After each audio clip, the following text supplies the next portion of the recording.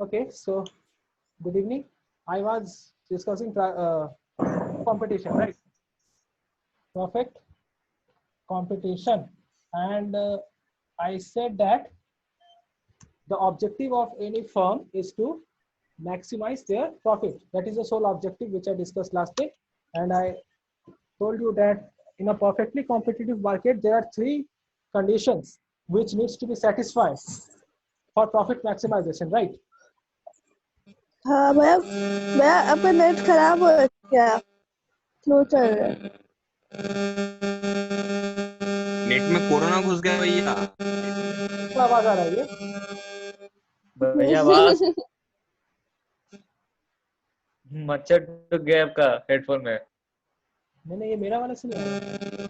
अनिशा अनिशा का अनिशा म्यूट करो। अरे मेरे आवाज मेरे से नहीं आ रहा है। अच्छा एक मिनट रुक जाओ, एक मिनट रुक जाओ।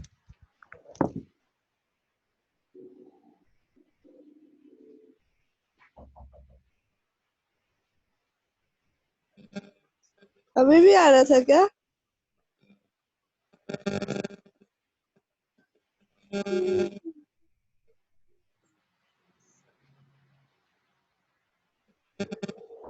रोहित अनिशा तेरे से क्या रहा है? मेरे तूने से आ अभी रहा है। हाँ मच्छर टूट गया तेरे हेडफोन में। अब लग रहा है, रुक बंद ही कर देती हूँ।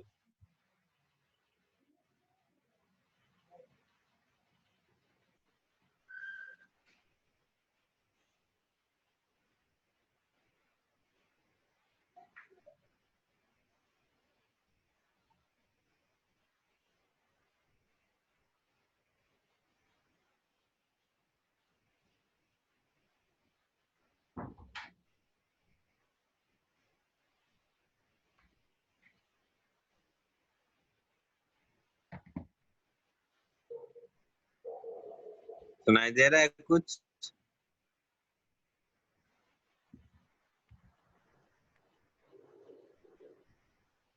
Hello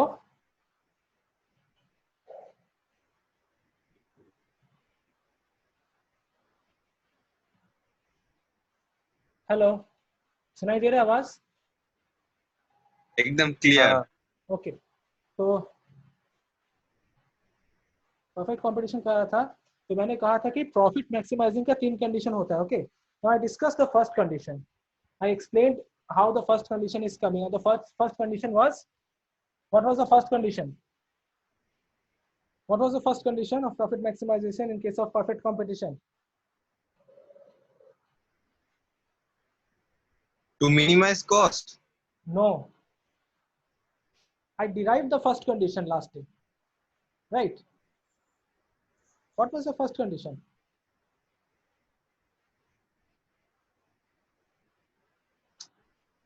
The first condition was MR is equal to MC. This was the first condition. MR should be equal to MC. Yes, marginal revenue is equal to marginal cost. Now, there is something special in case of perfect competition when we are talking about marginal revenue. Okay, now I discussed differentiation. I explained differentiation to everyone. Now I will discuss how you can use differentiation to find that special value of marginal revenue in case of perfect competition. Okay, last day I said that in case of perfect competition, price is fixed, right? Price is fixed. They are the price takers.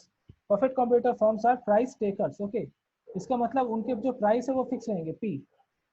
So if I draw a revenue schedule, suppose this is my revenue schedule, price and quantity, thus giving total revenue.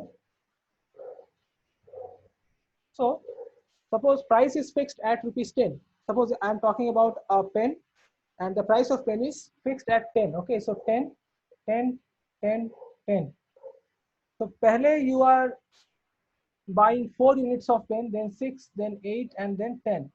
So we have different units of pen being purchased at different interval of time, and the price is same because this is a perfectly competitive market. Okay, so price is same. So her case में मेरा revenue कितना होगा? 40, इसमें 60, इसमें 80 और इसमें 100. Okay, तो ये हो गया मेरा टोटल रेवेन्यू. अब टोटल रेवेन्यू से अगर एवरेज रेवेन्यू कैलकुलेट करना है तो क्या करना पड़ेगा? अगर टोटल रेवेन्यू से एवरेज रेवेन्यू कैलकुलेट करना है तो क्या करना पड़ेगा? इसको क्यू से डिवाइड करना पड़ेगा, राइट? नंबर ऑफ क्वांटिटी से डिवाइड करना पड़ेगा. So I want you all to divide total revenue and Q and thus find out the value of average revenue for all the cases. तो यहाँ पे एक और कॉलम बना लो, टोटल रेवेन्यू और Q को डिवाइड करो तो एवरेज रेवेन्यू आएगा. तो ये चारों का एवरेज रेवेन्यू खुद से कैलकुलेट करो और मुझे बताओ आंसर कितना आ रहा है.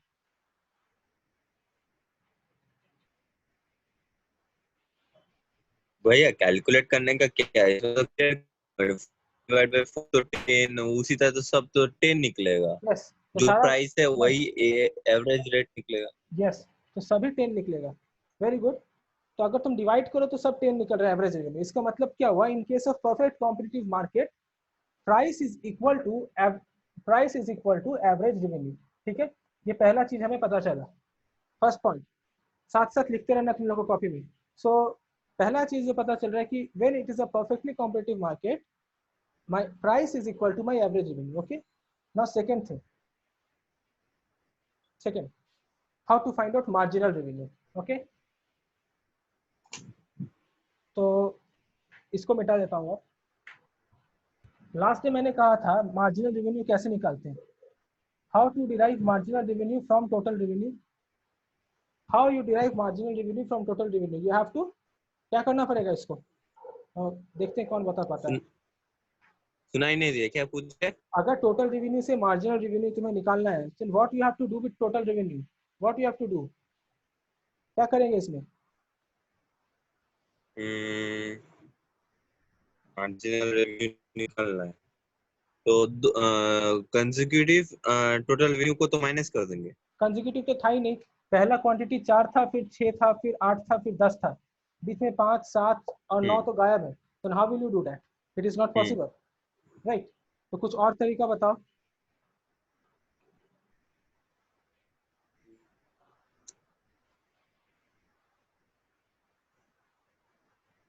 Anyone else? You can try. मैंने बताया था कल पिछले दिन कि मार्जिनल रेवेन्यू का मतलब क्या होता है. उसे जब भी मार्जिनल वर्ड यूज हो तो कैसे कैलकुलेट करेंगे उस चीज़ को, मैंने बताया था. चाहे वो मार्जिनल रेवेन्यू हो, चाहे मार्जिनल कॉस्ट हो, चाहे मार्जिनल प्रोडक्ट हो, उसे कैसे कैलकुलेट करेंगे मैंने बताया था.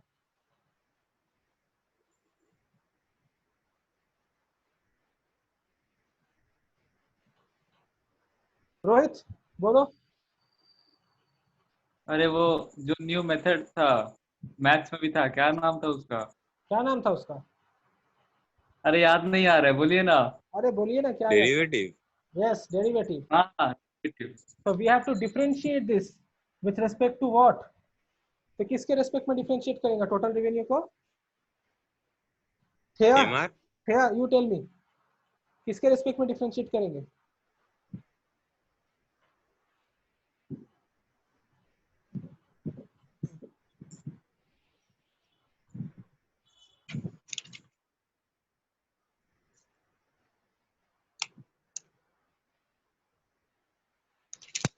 बड़ा मुश्किल है तुम लोग का. अनिशा, गुरप्रीत, हाँ भैया. किसके रेस्पेक्ट में डिफरेंशिएट करेंगे टोटल रेवेन्यू को to get marginal revenue?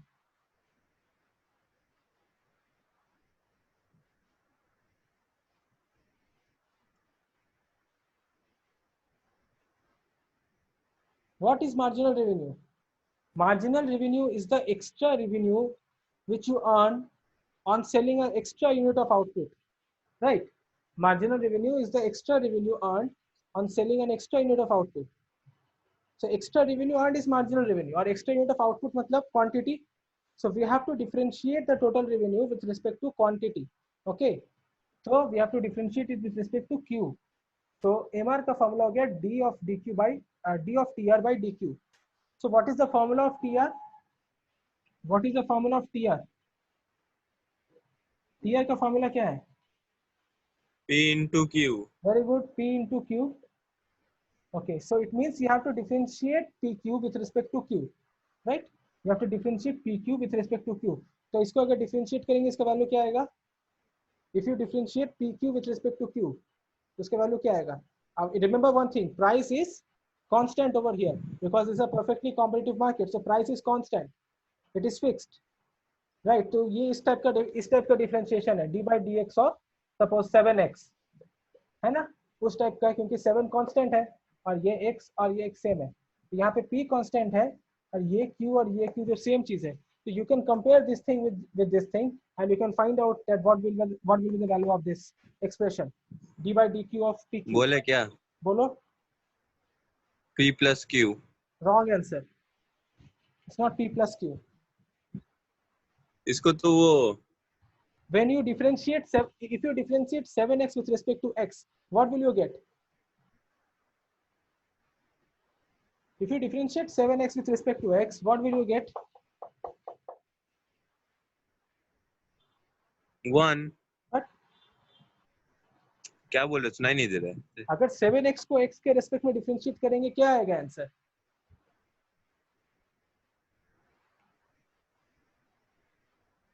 Rohit बताओ। 0।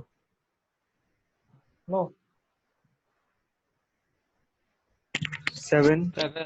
7, yes, very good, so this is 7। तो अगर pq को q के रेस्पेक्ट में डिफरेंशिएट करेंगे तो वैल्यू क्या आना चाहिए? P। p, so this is equal to p, so इसका मतलब क्या हुआ? marginal revenue is also equal to p, right? So p is equal to marginal revenue in case of perfectly competitive market। So perfectly competitive market में we have a condition AR is equal to MR is equal to P। Is this thing clear to all? This condition AR is equal to MR is equal to P, ये सबको clear हुआ कि नहीं अभी तक जो भी बताया? अगर डाउट है तो पूछ लो एक बार कि ये वाला पार्ट समझ में नहीं आया ऐसा कुछ। एवरीवन, और अगर क्लियर है तो हाँ भैया हम सब कर दो। डाउट है। डाउट है? अनिशा क्या डाउट है? थम्स डाउन करना है। मजाक मत करो, टाइम ऐसे ही बहुत कम है हम लोग के पास। चलो आगे बढ़ो। Shreya, is it clear? Vineet? हाँ भैया क्लियर हो गया। हम वो प्रोडक्शन क्या कहते हैं, प्रोडक्ट रूल लगा दिए थे। प्रोडक्ट रूल लगाने से भी आंसर पी ही आएगा। अच्छा चलो तो इसको, हाँ वही तो 0 हो जाएगा। इसको मिटा देते रुक हैं। जाइए रुक जाइए रुक जाइए। अच्छा अच्छा छोड़ी छोड़ी, मैं मिटा कहाँ दिए तो अब क्या करें? so main thing you have to remember is this one, AR is equal to MR is equal to P। okay, now if AR is equal to MR is equal to P, can you draw the diagram of AR and MR? so in case in general हम लोगों ने देखा है AR और MR का diagram हम लोगों ने बनाया था, एक ऐसे आता था और एक ऐसे आता था, है ना? AR ऐसे आता था, MR ऐसे चला जाता था, ये जनरल डायग्राम था। लेकिन परफेक्टली कॉम्पिटिटिव मार्केट में अगर मैं तुम्हें AR और MR का डायग्राम बनाने बोलूं, यहाँ पे Q है, यहाँ पे P है, सो AR का ग्राफ कैसा बनेगा और MR का ग्राफ कैसा बनेगा बताओ मेरे को।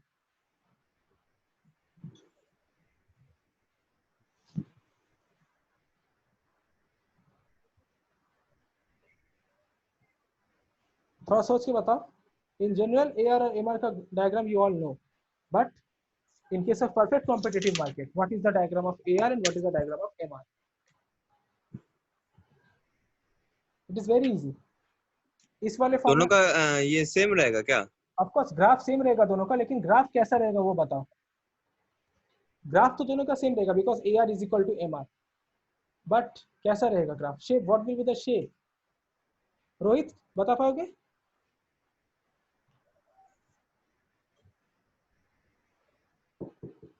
एक मिनट, टेक योर टाइम। पहले बढ़ेगा क्या?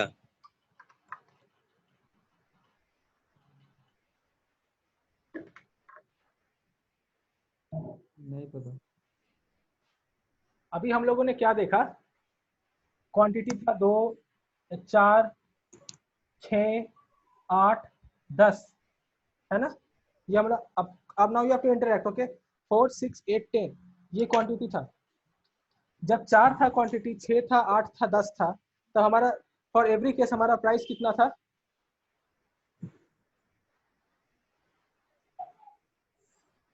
था 10 10। फॉर एवरी केस हमारा एवरेज रेवेन्यू कितना था? 10 10। और फॉर एवरी केस हमारा हाँ मार्जिनल रेवेन्यू कितना होना चाहिए फिर, अगर एवरेज रेवेन्यू और मार्जिनल रेवेन्यू सेम होता है तो? 10 10 ही होना चाहिए, राइट? 10 तो price is equal to AR is equal to MR। तो तुम यहाँ पे अब देखो, सपोज 2 4 6 8 10, ठीक है? तो जब यूनिट 4 है तब प्राइस 10 है, जब 6 है, हॉरिजॉन्टल होगा। जब 8 है तो भी प्राइस 10 है, और जब 10 है तो भी प्राइस 10 है। तो it will be a horizontal straight line. So in case of perfect competitive market, average revenue and marginal revenue curve is a horizontal straight line, and it is equal to the price. Is it clear? Is it clear to everyone? हाँ Okay. Rohit, Gurpreet, सबको समझ में आया? Here you are not answering. Chat में 4 chat है. Yeah.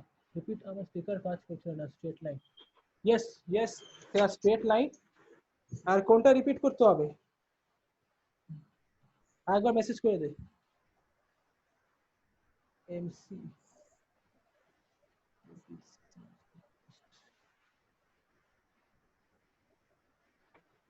अच्छा, is this clear to everyone?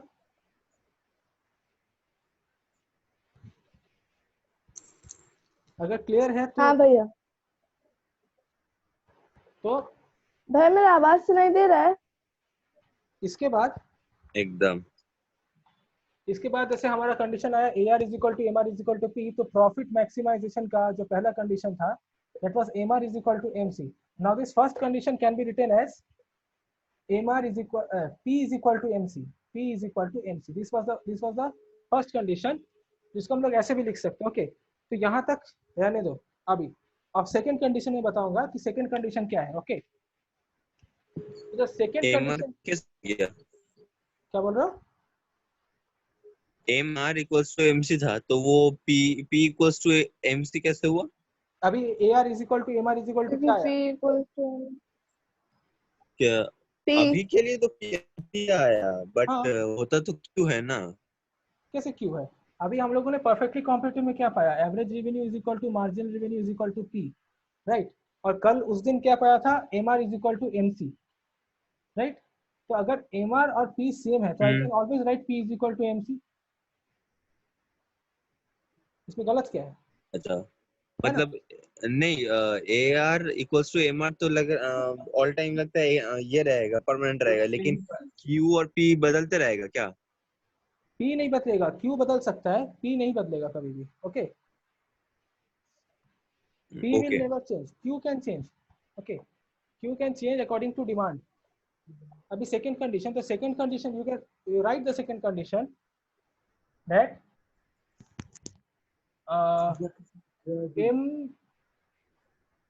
MC is never decreasing. MC is never decreasing at profit maximization level of output. So this is the second condition.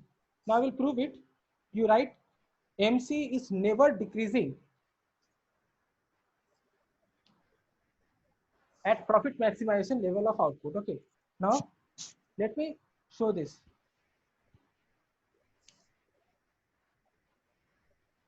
So this is P, this is Q, and this is our MR curve. Okay, MR curve, horizontal straight line. Now MC curve कैसा होता है? MC curve is U shaped, right? So suppose the MC curve is something like this. Okay, and this is my, suppose this is for quantity Q1, this is for quantity Q2. Okay, now from the first condition we found that for profit maximization my MR must be equal to MC. Okay, पहले condition से क्या पता चला? MR और MC same होना चाहिए। अभी ये बता मुझे, इस डायग्राम में MR और MC कहाँ पे सेम हो रहा है? कौन से दो पॉइंट पे MR और MC सेम हो रहा है, ये बताओ।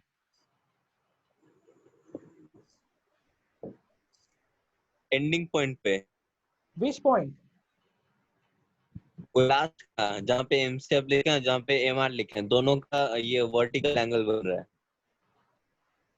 कौन से पॉइंट की बात कर रहे हो तुम, इस पॉइंट की? नहीं, तो हाँ उसी पॉइंट पे। ओ हाँ, तो इस पॉइंट पे M R equal to M C हो रहा है ना, हाँ राइट? तो इसका ओ मतलब हाँ प्रॉफिट हाँ मैक्सिमाइजेशन कहाँ होना चाहिए? Q2 पे होना चाहिए। ये मानते हो तुम लोग? हाँ प्रॉफिट मैक्सिमाइजेशन Q2 पे होना चाहिए। लेकिन अगर मैं बोलूँ हाँ। इस पॉइंट पे भी तो M R is equal to M C हो रहा है। हम्म तो तो अकॉर्डिंग टू दैट Q1 पे प्रॉफिट मैक्सिमाइजेशन आउटपुट होना चाहिए। तो एक ही फर्म के लिए दो प्रॉफिट मैक्सिमाइजेशन आउटपुट नहीं हो सकता, राइट? क्योंकि लास्ट डे जो हम लोगों ने डायग्राम बनाया था उसमें हम लोगों ने क्या देखा था, एक ऐसा था एक ऐसा था, और प्रॉफिट मैक्सिमाइजेशन आउटपुट एक ही है, एक ये एक ये, एक ही प्रॉफिट मैक्सिमाइजेशन आउटपुट था, है ना?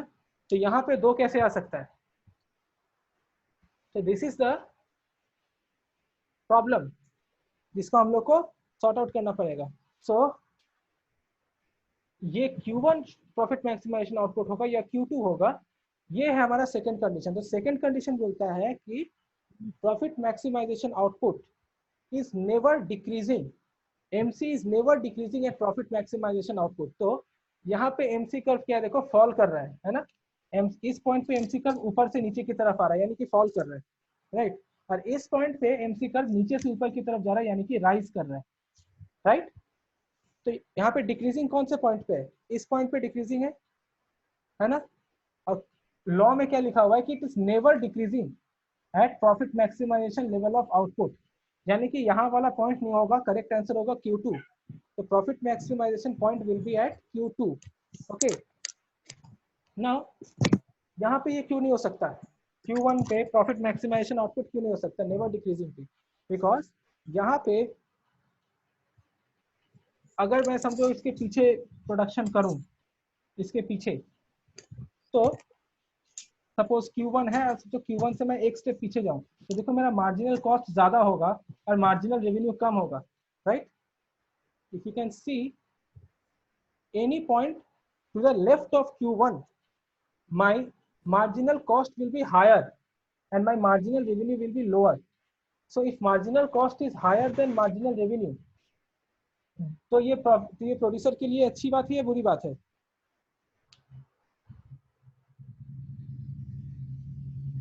इफ मार्जिनल कॉस्ट, बुरी बात। बुरी बात है बिकॉज कॉस्ट ज्यादा लग रहा है। लेकिन तुम यहाँ पे देखो, इस केस में Q2 पे, Q2 से थोड़ा पीछे जाओ, सपोज यहाँ पे, तो इस यूनिट ऑफ आउटपुट के लिए मार्जिनल रेवेन्यू हो रहा है यहाँ पे, marginal cost sorry, and marginal revenue हो रहा है यहाँ पे। तो if in this case marginal revenue is greater than marginal cost, so this is a advantageous zone for the producers. So why would the producers will be interesting to produce at this zone? They will be interested to move forward to this zone, because if they will move to this zone, their chance of earning more profit will increase. So profit maximization output will be at Q2, which is the increasing part of MC. Is it clear? समझ में आया बाकियों को?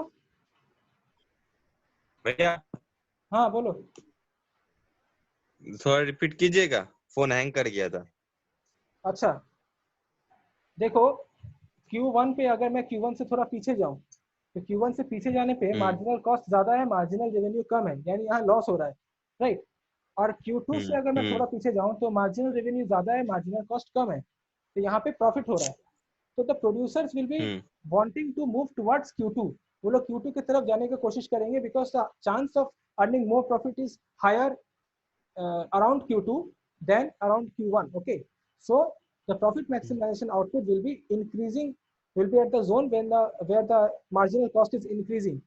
समझ में आया?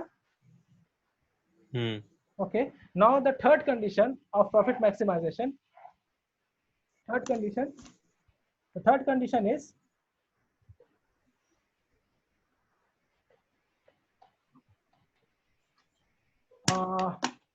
for profit, write it down, for profit maximization,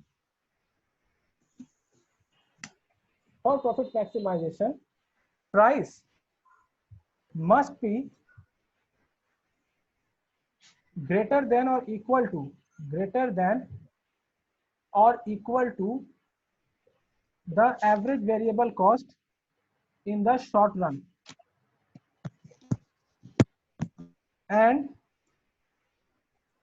greater than or equal to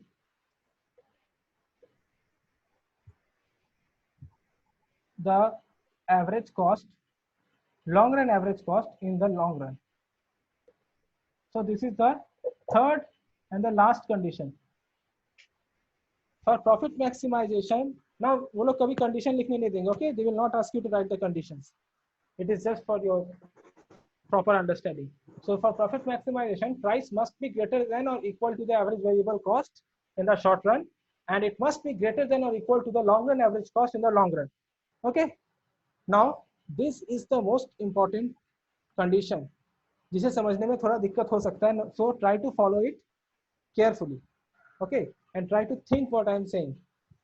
अच्छा, तो पहला शॉर्ट रन में आते हैं हम लोग, ठीक है. फर्स्ट शॉर्ट रन पे आते हैं.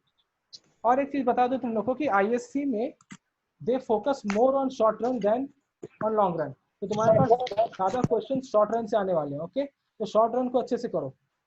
तो in case of short run वो लोग क्या बोल रहे हैं कि price must be equal to और greater than my average variable cost, otherwise the producers will not be interested to produce anything. Okay, now why average variable cost? This is important. तो condition क्या है, इसको मिटा देता हूँ मैं, अगर लिख लिया तुम लोगों ने. तो कंडीशन है कि price is equal to, price must be greater than ABC, greater than और equal to, okay, ABC. now why abc is so important? So consider a firm जो कोई चीज का प्रोडक्शन कर रहा है, okay.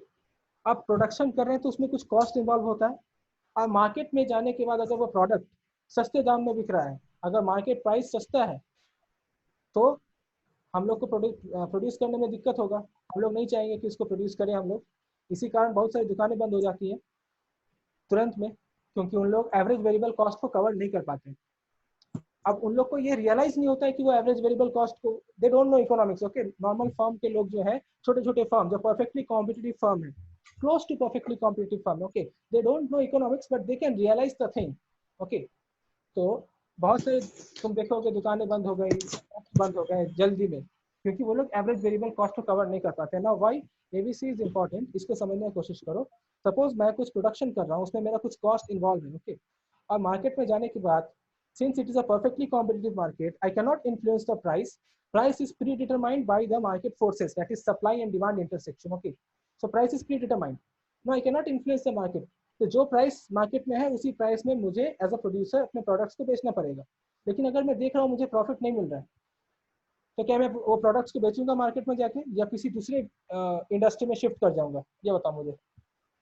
Shall I continue producing, or shall I shift, or shall I exit the market and should move to another industry? What should I do?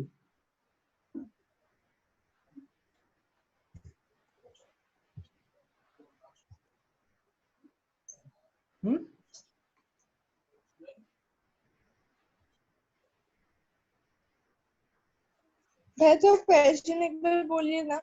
मैं बोल रहा हूँ कि suppose I am not able to collect enough revenue from market. Suppose मैंने कुछ production किया, उसमें cost लगा मेरे को, लेकिन मैं इनफ पैसा मुझे नहीं मिल रहा है मार्केट से. तो मैं क्या वही चीज को प्रोड्यूस करते रहूंगा, या उस मार्केट से निकल के किसी और इंडस्ट्री में चला जाऊंगा जहां प्रॉफिट के चांसेस ज्यादा है? किसी और जगह पे चल जाएंगे जहां पे प्रॉफिट ज्यादा है. बिकॉज परफेक्टली कॉम्पिटिटिव मार्केट है. Free entry and free exit of the firm is allowed. कोई भी नया इंडस्ट्री फर्म आ सकता है इंडस्ट्री में, या कोई भी फर्म इंडस्ट्री से बाहर जा सकता है इजीली. तो मैं इस मार्केट से निकल जाऊंगा. अब कंडीशन होता है कि आप कैसे समझेंगे कि मार्केट से निकलना है या ना निकलना है. तो वो है कि अगर आप अपने एवरेज वेरिएबल कॉस्ट की जितना भी पैसा कलेक्ट नहीं कर पा रहे हैं पर यूनिट, इसका मतलब आपको निकल जाना चाहिए. Try to understand this. This is my MR is equal to AR is equal to P. Okay, this is my P. And suppose my P is less than my ABC. Okay, so ABC is here. This is my ABC. okay, and suppose I am producing at this point, okay, suppose I am producing at this point, Q0 amount of quantity I am producing. So मेरा price जो है वो मेरे average variable cost से नीचे है। तो इस केस में देखो प्रोडक्शन करने में मेरा रेवेन्यू कितना कलेक्ट हो रहा है, दिस इज द ओरिजिन। तो what is the revenue I am collecting when I am producing Q0 amount of quantity. Revenue कैसे निकलते हैं, price into quantity, right.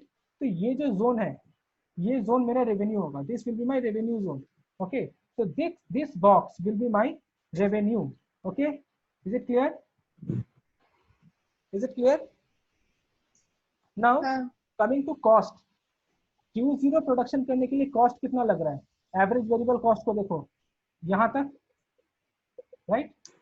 So my total cost of production for Q0 unit of output will be this entire zone, is it clear?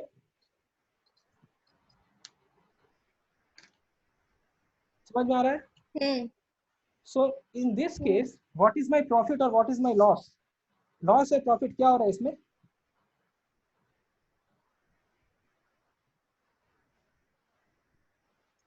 Hello,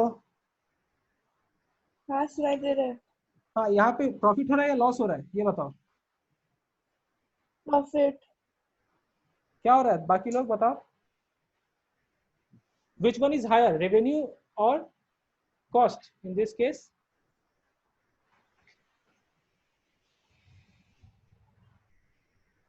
Which one is higher in this case? Cost तो ज्यादा है। Yes, cost ज्यादा है, तो यहाँ पे profit होगा या लॉस होगा? लॉस। लॉस होगा। Loss होगा, okay. So how much amount of loss the firm is suffering? The firm is suffering a loss of this much amount, this small rectangle. तो ये लॉस हो रहा है फर्म का, क्योंकि ये पूरा हमारा कॉस्ट था और ये वाला रेवेन्यू था। तो कॉस्ट माइनस रेवेन्यू, ये वाला पार्ट जो है वो मेरा लॉस हो रहा है। समझ में आया सबको? यहाँ तक समझ में आया?